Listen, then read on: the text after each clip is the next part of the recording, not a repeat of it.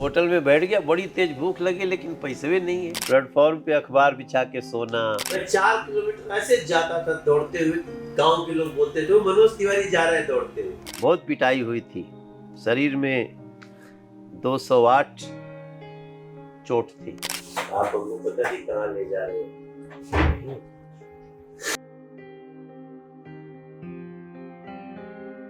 बनारस की गलियों से निकलकर जिसने सुरों की दुनिया में ढूंढा उजाला, टूटे भी तो मुस्कुराए, हर मोड़ पर खुद को संभाला। सिनेमा से लेकर संसद तक जिसकी आवाज ने कमाल किया, वह मनोज तिवारी ही हैं जिन्होंने हर दिल पर राज किया। वह मनोज तिवारी ही हैं जिन्होंने हर दिल पर राज किया। कैसे हैं आप? आपने इतना अच्छा शेर सुना कि और अच्छा कर दिया। बहुत कुछ याद आने लगा। जब ऐसी लाइनें सुनता हूँ तो बहुत फ्लैशबैक में चला जाता हूँ, लेकिन रहना वर्तमान में चाहता हूँ। वर्तमान आपका कमाल है, लेकिन उससे ज्यादा जो भूत था, आपने उस वर्तमान को कमाल बनाया है। उसकी आधारशिला आपने बहुत ही छोटे गांव से निकलकर एक वो बाल मन में समझना चाहता हूँ कि तब ऐसी कौन सी बात थी कि आपको ये समझ में आया कि मुझे कुछ अलग करना है। मैं ये नहीं सोचता था कि मुझे कुछ अलग करना है, मैं ये सोचता था मुझे कुछ करना है। तो अलग करना है ये तो बहुत एक अलग जगह पहुंच करके दिमाग में आता है। हम लोग बहुत अभाव में खड़े हुए लोग हैं। जैसे मैं सांसद हूँ और अगर कोई पता चले कि कोई आदमी रोटी खा रहा है, चारों तरफ से बार बार मक्खी उड़ा रहा है, तो मुझे अपना बचपन याद आने लगा। किसी के लिए बहुत आश्चर्य का विषय हो सकता है। हमारा ध्यान इस पे जाएगा, चलो ये रोटी खा रहा है, क्योंकि हमने भूख में कई बार रोटी भी नहीं पाई है। कई बार ऐसा हुआ कि मैं होटल में बैठ गया, बड़ी तेज भूख लगी लेकिन पैसे भी नहीं है, तो पैसा बस 2 ही रोटी का है। वो भी दिन याद है, तीसरा ले ही नहीं सकता था। अब होटल में जाके थोड़ी कहोगे कि पैसा नहीं है, 2 रोटी और खिला दो, और फिर तो पता चले 2 भी छीन लेगा। तो हम लोग ये सोचते थे कि कुछ ना कुछ करना है, और जो करना है ईमानदारी से करना है। एक हमारे बाबूजी का बहुत असर है जीवन में कि बेईमानी नहीं करना और कितना भी बड़ा लाभ हो मगर अपने से झूठ नहीं बोलना। आज आप जो कर रहे हैं उसको 10 साल बाद काउंट किया जाए। आज आप जो कह रहे हैं, इसलिए हमें अपनी नजरों में करेक्ट रहना है। तो कुछ सोचते थे कि करना है। देखो, सोचते तो बहुत लोग हैं, मौका भी मिलना चाहिए करने का। वो ईश्वर ने मौका दिया। पिताजी जो थे वो बहुत डिसिप्लिन थे। आप उनको आपने जब बताया कि संगीत के क्षेत्र में जाना है, या उनको पता चला, उनका क्या रिएक्शन? उनके रहते मैं बहुत बचपन में पिताजी को खो दिया ना। तो जब पिताजी को मैं खोया तो मैं 8th क्लास में था, बहुत कम। हाँ, तो तब तक तो मैं संगीत में जाऊंगा ये कोई बात ही नहीं होती थी। पिताजी का संगीत सुनते थे क्योंकि वो शास्त्रीय संगीत के गायक थे। तो हमको इतना याद है कि मैं काफी,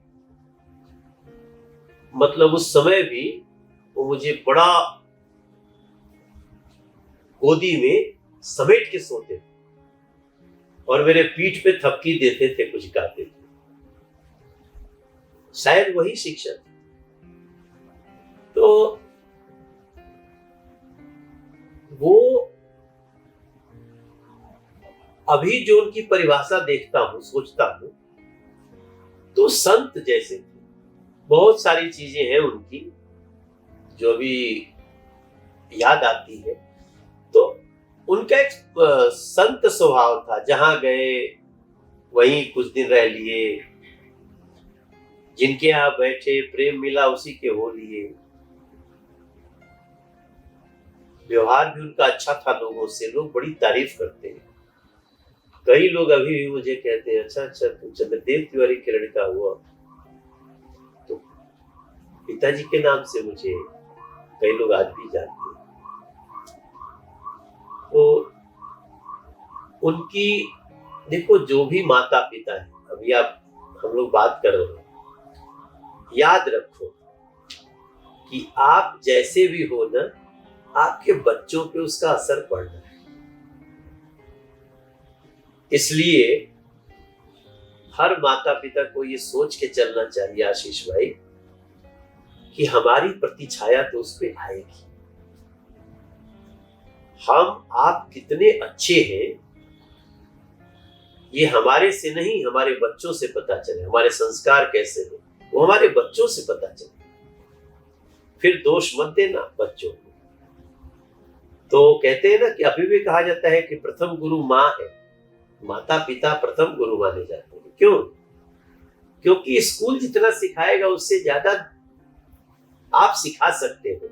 अभी अलग बात है कि आप सिखाते हो। माता के साथ जो आपका जुड़ाव है वो आज भी देखता हूँ मैं। आप गांव जाते हो और बनारस जाते हो, उनसे मिलते हो, बहुत ही एक वो जो प्रेम है और जो एक समर्पण है वो दिखाई देता है। ऐसा कुछ बचपन का वाकया या कोई ऐसी बात जो आप बताना चाहो? देखो जी, माँ तो माँ होती है। बच्चे से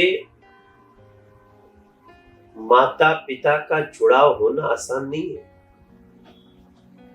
क्योंकि बच्चा अलग पीढ़ी का है, उसके आने तक समय बदलते रहता है।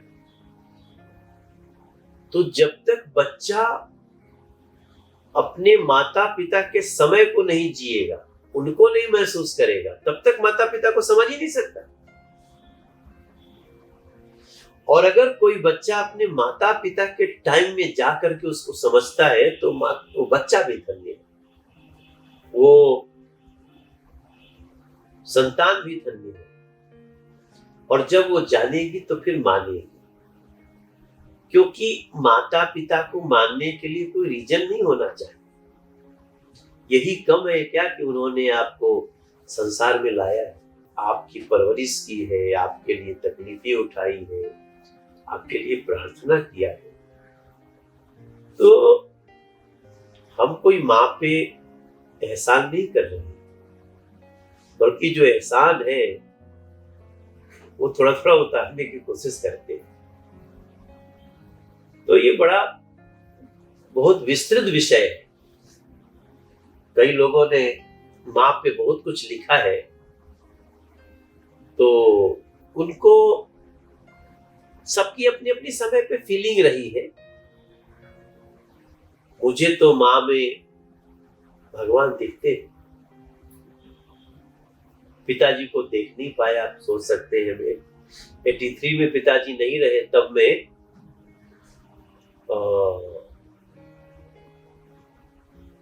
8वीं क्लास में था। 84 9वीं, 85 में हाई स्कूल किया। तो पिताजी को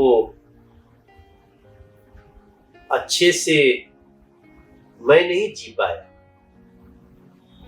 वो खाग्नि भी हमने दी। तो माता पिता सब माँ में ही दिखता है, और वो बहुत मन की भोली है, गाँव अच्छा लगता है। तो इसलिए अब तो समय ने ऐसा कर दिया ना कि वो दिल्ली उनको अच्छा नहीं लगता है, और जहाँ रहती हैं वहाँ हमको रोज जा नहीं सकते। तो बहुत प्यास बड़ी रहती है, जैसे बहुत दिन से पानी नहीं पिए हो, तो वैसा है माँ से मिलना हमारा। और अथक परिश्रम रहा है उनका। हाँ, माँ ने अपने सभी बच्चों के लिए बहुत, माँ तो माँ ही होती है, लेकिन हमारी माँ भी बहुत बच्चों के लिए बहुत की है, आज भी कर रही है। ऊंचा नीचा सारा निर्णय स्वीकार करती है, कभी कभार ही कुछ बोलती है। तो सौभाग्यशाली हैं कि वो अभी 88 साल की हो रही है, तो चलती फिरती हैं, यही बड़ी कृपा है भगवान। बचपन की ऐसी कोई बात, ऐसी कोई घटना याद है जिसने आगे आने वाले जीवन पर असर डाला? नहीं, उनकी सहजता बहुत असर डाली है। अब जैसे आज मैं किसी को बोलूं कि मैंने अपनी माँ को गोबर पाथते हुए देखा है, किसी को विश्वास होगा? बोले क्या आप बोलो जी, लेकिन मैंने अपनी माँ को अपने घर का गोबर पाथना समझते हैं? हाँ बिल्कुल, उपले जो हाँ, मैं भी गांव का हूँ और वही बनारस का ही, हाँ। तो मुझे तो मालूम है। तो वो जो उपले बनाते थे, अब तो खैर एक कभी होते थे उपले, कभी होते थे गोईठा, तो माँ करती थी ऐसे। माँ को खुद हमने गाय भैंस से दूध निकालते हुए देखा है। माँ को हमने 4-4 किलोमीटर पैदल चल के बस स्टैंड तक जाते हुए उसके साथ गया, ट्रेन में लटक लटक करके माँ विंध्याचल का दर्शन करते हुए। हम लोग ट्रैक्टर में बैठ करके जाते, ट्रैक्टर ही हमारे लिए सबसे बड़ा साधन होता। तो अभी कौन विश्वास करे, क्या बात करते होती हो, दुनिया की कौन गाड़ी आपके पास आज है? लेकिन हम ज्यादा नहीं, मतलब समझिए कि बहुत दिन की बात नहीं है। हम लोग ट्रैक्टर की ट्राली में बैठ के, एक एक ट्राली में 20-20, 25-25, 30-30 लोग, और 40-40 किलोमीटर मां मुंडेश्वरी भवानी कहां कहां जाते थे। देखो मैं एक बात बताऊं आशीष भाई, जो लोग अपनी गरीबी को कोसते हैं ना, मुझे लगता है कि गरीबी को कोसो मत, याद रखो, वो आपको जीवन में बहुत मजबूत होने का कारण बने। आप भगवान से मांगते हैं ना कि मुझे 100 साल जिंदा रखो, तो 100 साल करोगे क्या? 100 साल सफलता के नहीं हो सकते। सफलता के, खुशियों के कुछ ही समय होंगे। तो जो गरीबी में, अभाव में जो जीवन बिता है ना, उसको जरूर संजो के रखो, लिख के रखो, डायरी लिखो, इतना अच्छा लगेगा। अब आज हम क्या बात कर रहे हैं आपसे, आप हमको वही ले गए। हम अभाव के दिनों की बात कर रहे हैं, और वही जो सुन रहे होंगे लोग, उनको भी लगेगा अच्छा ऐसा। आप सोचिए कि मैं मनोज तिवारी 1996 तक मेरे पास अपनी साइकिल भी नहीं थी भैया। मैं 4 किलोमीटर ऐसे जाता था दौड़ते हुए, गांव के लोग बोलते थे वो मनोज तिवारी जा रहे हैं दौड़ते हुए। तो 4 किलोमीटर हर तरफ से मेरा गांव होता है, बस स्टैंड से।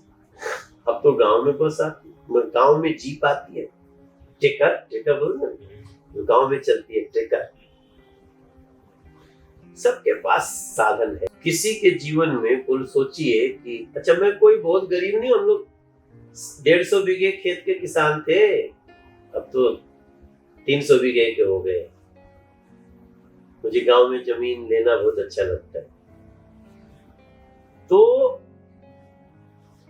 उन अभाव के दिनों का आनंद तभी आएगा जब आप प्रभाव में आओगे। हाँ, अभाव ही अभाव रह गया तो हो सकता है आपको मजा ना आए, लेकिन प्रभाव के दिन में आकर के वो अभाव के दिन ही आनंद देगा। अच्छा यार, मैं ऐसे भी रहता था। पहली साइकिल कब ले पाए थे?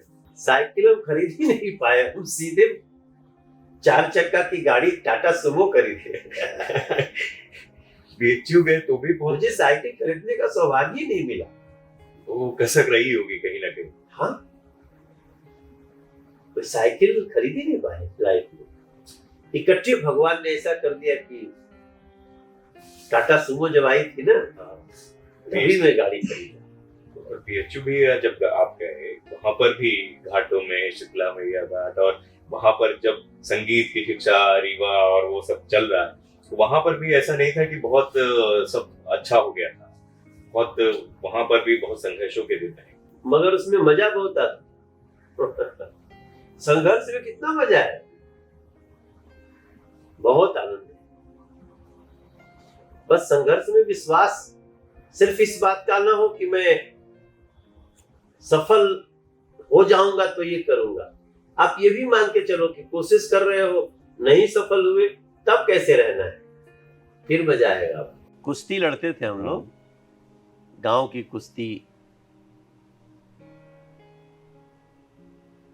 वो अखाड़े उखाड़े होते थे तो हम लोग भी लड़ते थे और ठीक ठाक लड़ते थे। एक हमारा गांव का लड़का है सरजू राम, सरजू राम ही मुझे पटक पाता था, बाकी सब हमसे पटके जाते थे। सरजू आज भी जाता हूं तो सरजू हमसे मिलते हैं।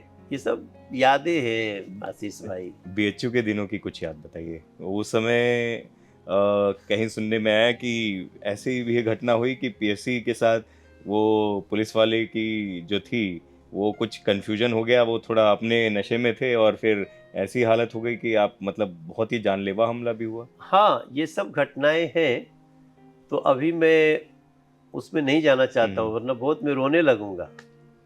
तो बहुत पिटाई हुई थी, शरीर में 208 चोट थी।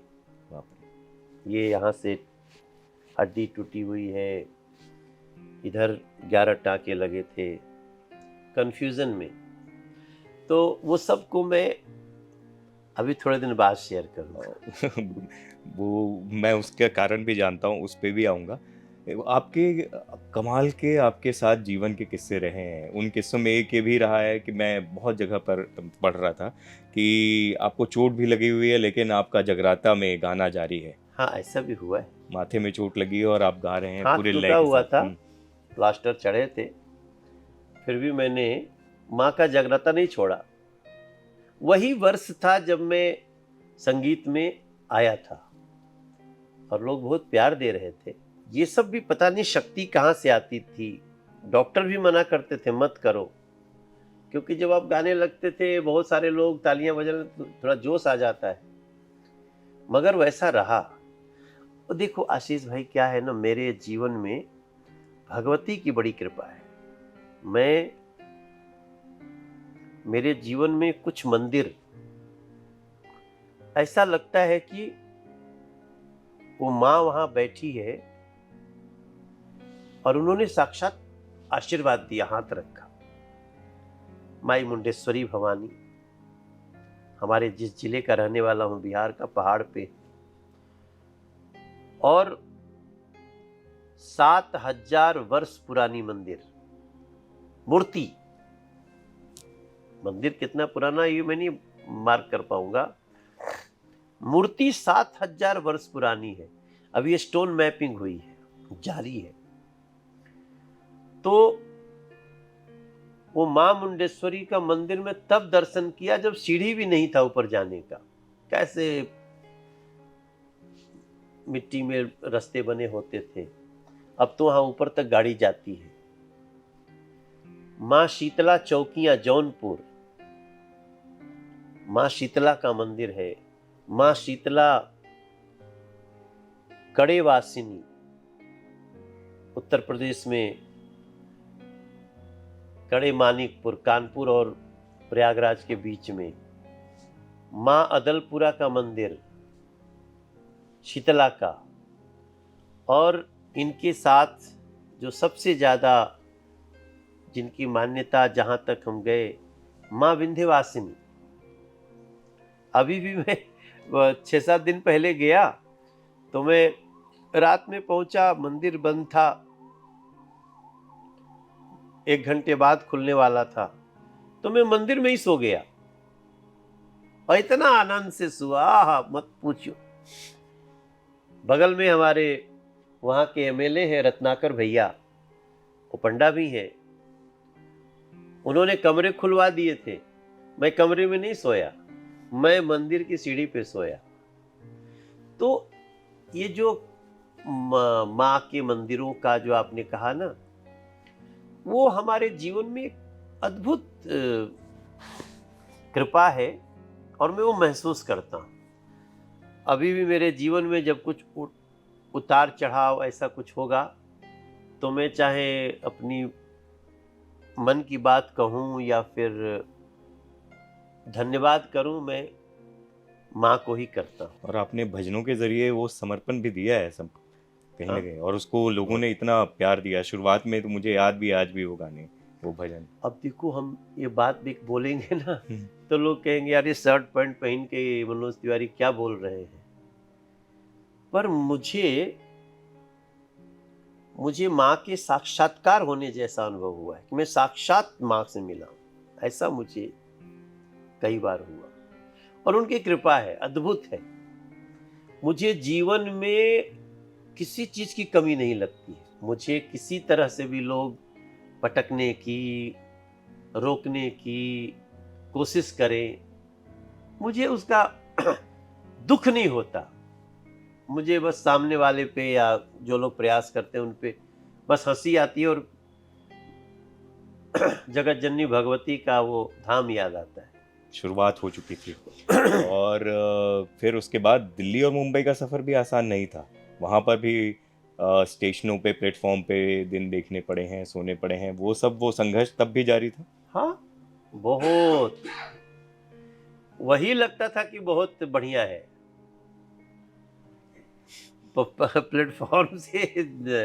प्लेटफॉर्म पे अखबार बिछा के सोना, बैग को सिर के नीचे लगा लेना, तकिया बना लेना, ऐसा लगता था कि सब पूरा प्लेटफॉर्म अपने खातिर बनल बा। इसका वेटिंग रूम ऐसा लगता था कि सब ऐसे। तो सब बहुत अच्छा रहा है आशीष भाई। और माँ की कृपा तो बनी हुई है। और ससुरा बड़ा पैसे वाला, ऐसी फिल्म आई जिसने भोजपुरी के इतिहास में उस समय पूरा ट्रेंड चेंज कर दिया। और उसके बाद एक टैग भी मिला कि भोजपुरी के महानायक अमिताभ बच्चन, मनोज तिवारी।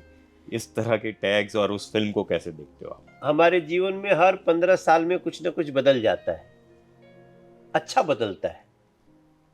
अभी राजनीति में 11 साल हुआ है तो देखेंगे क्या होगा। लेकिन हर 15-16 साल में हमारा जिंदगी एक नए पड़ाव की तरफ निकलती है और खींच ले जाती है। मैं चाहूं न चाहूं ऐसा लगता है कोई गाड़ी पे बिठा के ले गया। अभी क्या हमारे मन में देश का विकास, विकसित भारत, विकसित उत्तर प्रदेश, बिहार, झारखंड, विकसित दिल्ली, ये सब लगा रहता है।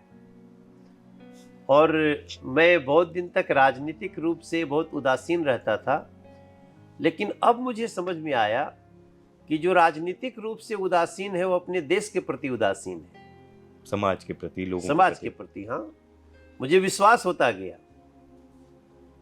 कि आप कुछ भी करते हो, देश का कोई भी व्यक्ति ये नहीं बोल सकता कि मैं पॉलिटिक्स में नहीं हूं। अगर आप वोट देते हैं तो आप पॉलिटिक्स में हैं। अगर आपको सरकार चुननी है तो आपको जानना पड़ेगा हु, व्हाट, हाउ। उसको अपने ही जानेंगे तो फिर आप न्याय नहीं कर पाएंगे अपने वोटिंग पावर के साथ। तो आजकल समझाने में लगा रहता हूँ। लेकिन वो गानों से फिल्मों में कैसे आए? वो यात्रा चलती रही, गानों से थोड़ा सा चर्चा मिली तो फिल्म में आ गए। फिल्म में भी सफलता मिल गई, फिर इतनी आई कि फिल्म से कुछ राजनीतिक लोगों से परिचय होने लगा। पहले किसी का भी प्रचार कर देते थे, बाद में समझ में आया कि नहीं नहीं नहीं, विचारधारा तुम्हारी क्या है। तो एक आध बार तो उस उन्माद में भटकाव भी हुआ। फिर हम 91 से एबीवीपी के सदस्य रहे, अखिल भारतीय विद्यार्थी परिषद। तो इस नाते फिर बहुत सारी चीजें आ गई और उसके कारण मैंने निश्चित किया कि नहीं, राजनीति से दूर मत भागो। दूर भागोगे तो गंदे लोग राजनीति में आके प्रभावी हो जाएंगे। इसलिए चुनाव करो कौन होना चाहिए। और एक दिन नरेंद्र मोदी जी दिख गए तो उनके पीछे हम लग गए। और एंट्री भी गजब हुई आपकी, कद्दावर लोगों को हराया है आपने। हाँ, वो जरूर थोड़ा डरावना था, क्योंकि काफी बड़े बड़े लोग मिले, तो वो तो सब, एक तो भगवती कृपा, ऊपर मोदी जी का काम, भाजपा के कार्यकर्ताओं का बल, सफल होता गया। लेकिन एक अच्छी बात ये रही, वो जो मृदुल नाम जुड़ा हुआ है कि शीला दीक्षित जैसी कद्दावर नेता सीएम जो रही हुई हैं, उनको हराने के बाद भी उनकी तबीयत जब खराब हुई या जीतने के बाद भी आप मिलने गए उनसे, और वो उनके बारे में वो जो शिष्टाचार है उनकी तारीफ करना आप नहीं भूले। क्या है, कभी आप दूर से किसी को जानते हैं ना, मेरा मानना है कि जिसको भी जानो, अगर कुछ उसके बारे में विचार बोलना है तो पहले उसको करीब से जानने की कोशिश करो। बिना जाने किसी के बारे में मत बोलो। अपने मस्ती में मस्त रहो, अपने उमंग में, रास्ते में यात्रा की तरह। तो हमने शीला जी को जब जाना तो लगा कि शीला जी बहुत विराट महिला थी। वैसे शीला जी का नाम कई करप्शन में भी आ गया, लेकिन व्यक्तिगत रूप से शीला जी की कई खासियत थी जो मेरी अंतिम समय की जो उनसे मुलाकात है उसमें मुझे लगा। हम लोग चुनाव में जब हम जीत गए, शीला जी नहीं जीत पाई। मैं शीला जी हार गई ये नहीं बोलना चाहता हूँ, शीला जी कभी भी हारी नहीं है। शीला जी को आज भी दिल्ली के लोग याद करते हैं, और बीच में जो एक आम आदमी पार्टी का जितना समय रहा उसने तो और भी ज्यादा याद करा दिया शीला जी को। शीला जी एक बहुत विराट महिला थी, सभ्य थी, बड़ी दूरदर्शी थी। बाकी तो जिसकी जितनी कहानी होती है उतना पता। भारतीय जनता पार्टी एक ऐसी पार्टी है जिसमें कोई भी अगर कार्य करता रहे, अपना चलता रहे, उतार चढ़ाव जीवन में आते रहते हैं, तो वो भारतीय जनता पार्टी में किसी बड़े पद पे आ सकता है। ये जो लोकतंत्र की जो बात होती है किसी पार्टी में, लोकतंत्र सिर्फ देश में या नहीं होना चाहिए, लोकतंत्र राजनीतिक दलों में भी होना चाहिए।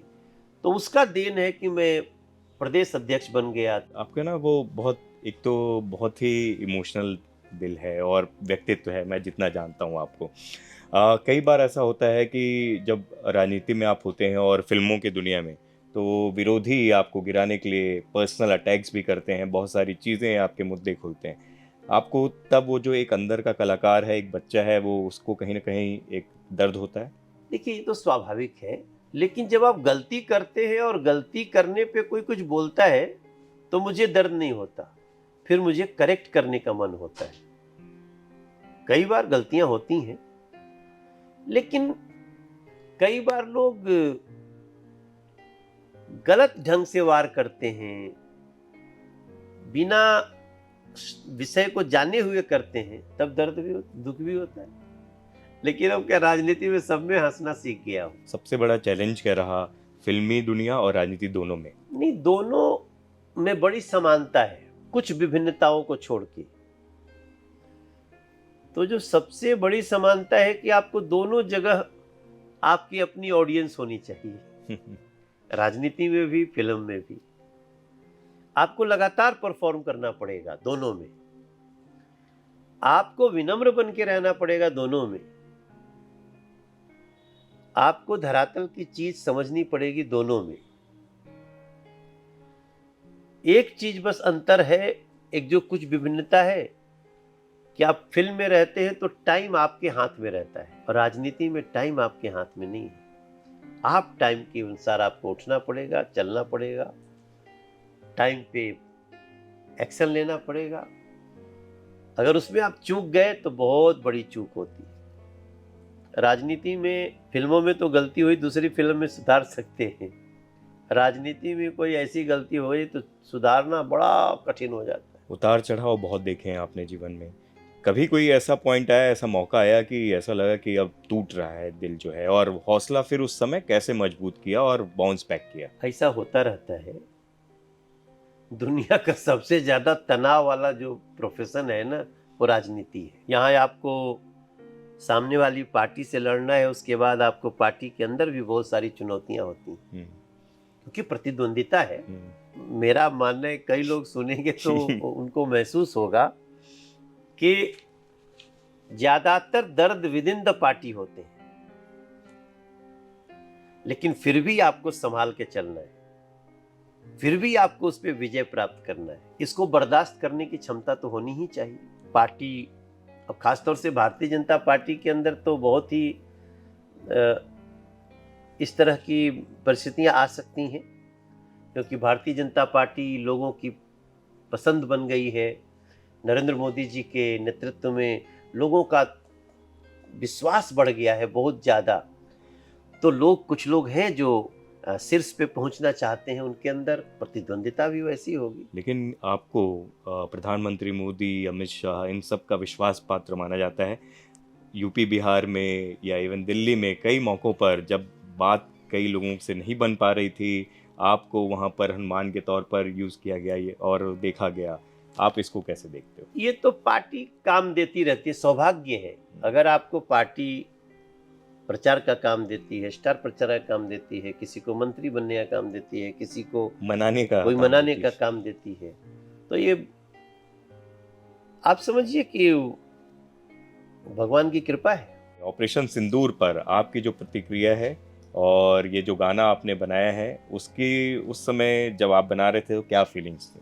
मुझे ऑपरेशन सिंदूर का बहुत गर्व है कि नरेंद्र मोदी जी ने एक बहुत ही मजबूत निर्णय लिया और ऑपरेशन सिंदूर का सीज फायर नहीं हुआ है, वो चल रहा है, आतंकवादियों के खिलाफ है। और जब ये घटना घटी तो दुनिया में, देश में जितने भी लोगों को तकलीफ हुई होगी, मुझे भी बहुत, पहलगाम की घटना के बाद बहुत वेदना हुई। तो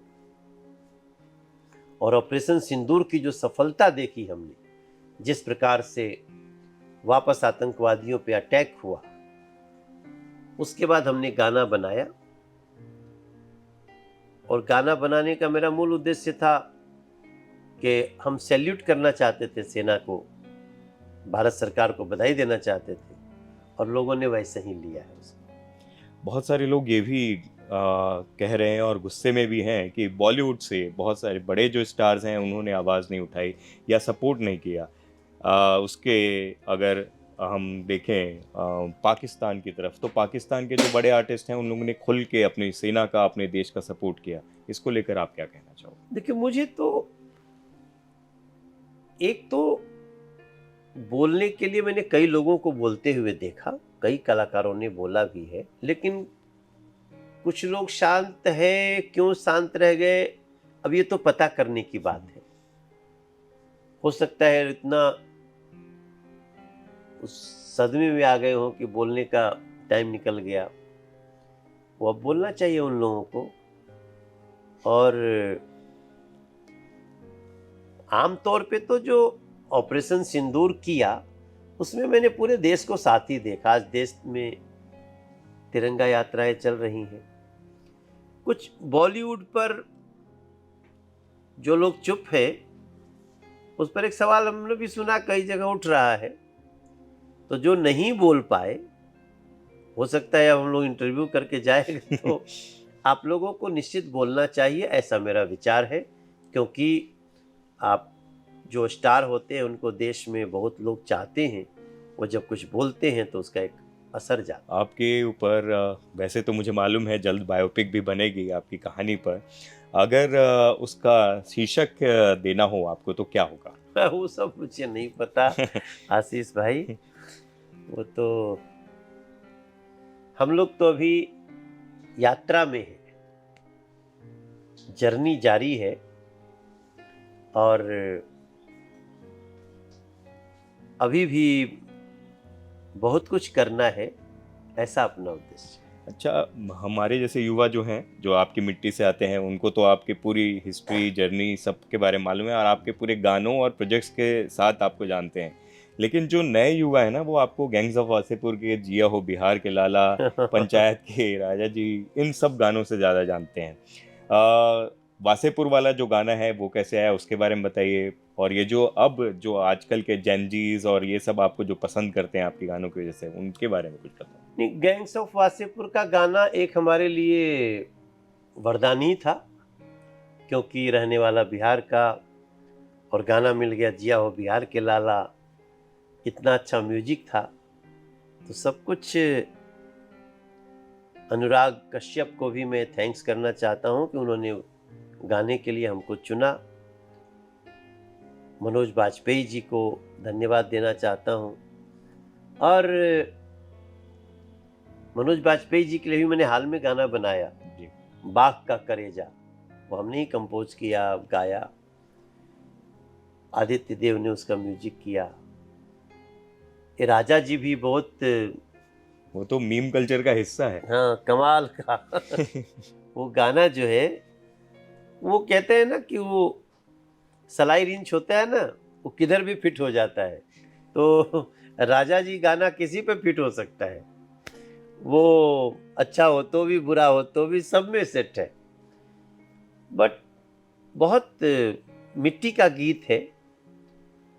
और अब ये ऑपरेशन सिंदूर का गाना, जिसको लोग, मैं छोटे छोटे बच्चों को देखा वो गा रहे, निशानी देख लो है ये निशानी, कहानी हो गई है शुरू कहानी। तो ऑपरेशन सिंदूर को इस गाने से ऐसा कनेक्ट हुआ है। मेरे गाने में एक लाइन है कि प्रण है सिंदूर से, रण है सिंदूर तक, और प्रधानमंत्री जी बोल रहे हैं मेरी रगों में सिंदूर बह रहा। क्या बात। लेकिन मैं गाने वाने जब भी लिखता हूं ना, अब तो मैं इसी सोच से लिखता हूं कि वो लोगों की केवल पसंद न बने, बल्कि एक थीम भी हो। और संजोग से थीम मिल रहा है, कर रहा हूं। युवाओं के साथ जो आपका कनेक्शन है वो भी कमाल है। बहुत कम नेता होते हैं, अभिनेता, जो मीम कल्चर का गानों के जरिए, अपने उसके जरिए अरे वो मेरे हिस्सा भी होता बहुत है। मीम बनते हैं। हाँ, आप देखते हो? अरे मत पूछो जो लोग मीम बनाते हैं ना, कमाल के गुणी लोग होते हैं। वो क्या क्या लगा के कैसे कैसे। तो वैसे तो हम लोग प्रार्थना, सबसे पसंदीदा आपको कोई मीम जो ध्यान हो, जहन में याद अरे हो? रिंकिया के पापा का कितना मीम बना है भाई। On a positive note, meme भी उसी का बनता है जो बहुत चर्चा में रहता है। बिल्कुल। भगवान करे कि चर्चा गंदी ना हो। कोई विचारधारा के नाम पे ट्रोल करे, कोई फर्क नहीं पड़ता। अगर कोई अपने किसी फायदे के लिए हमको ट्रोल कर रहा है, कोई बात नहीं। भगवान न करे कि हम कोई ऐसी गलती कर दें कि मैं खुद अपनी नजरों में गिर जाऊं। अभी मैं अपनी नजरों में हीरो हूं, और मैं दुनिया के किसी व्यक्ति को भी उससे आंख मिला के बात कर सकता हूं कि मेरा ये उसूल है, मेरा ये सिद्धांत है, मेरी आइडियोलॉजी है, और मैं अपनी आइडियोलॉजी पे बिल्कुल ठीक हूं। जीवन में एक दो कभी गलतियां हुई होंगी, आएंगी सामने, तो हमको उसके लिए क्षमा मांगने में भी कोई समय नहीं लगेगा। वो जो हीरो वाली बात की ना, आप बहुत सारे लोगों के हीरो।